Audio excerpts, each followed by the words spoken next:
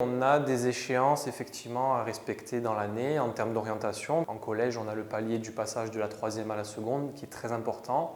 On a des échéances qui sont les conseils de classe, des réunions de concertation, des cellules de veille. Ce sont des rendez-vous qui sont très importants dans l'année puisqu'on est amené à se prononcer sur des orientations, donner un avis ou travailler avec des équipes. On a quand même beaucoup de demandes d'élèves qui ont besoin en fait simplement d'être écoutés aussi, d'être accompagnés, d'être rassurés.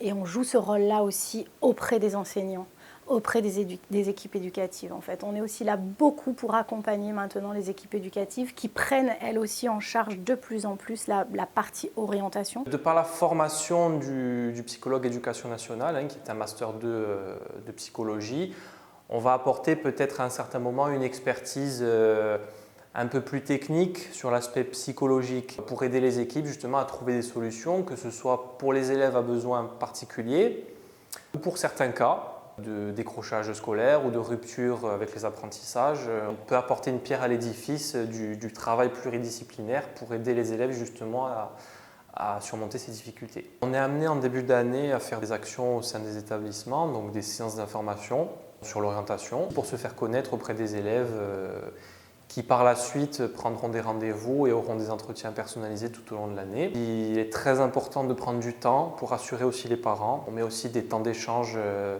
particuliers avec les parents pour les rassurer. Le point essentiel des psychologues d'éducation nationale. On n'est pas vraiment l'encyclopédie de l'orientation, on connaît toutes les adresses, tous les métiers. Non, c'est pas ça le but vraiment de notre métier. C'est plutôt de leur apprendre à être autonomes, complètement autonomes dans leur recherche. Et surtout à être en réflexion en fait, tout le temps. On est vraiment là pour essayer de leur dire, regardez, soyez acteurs finalement de votre orientation.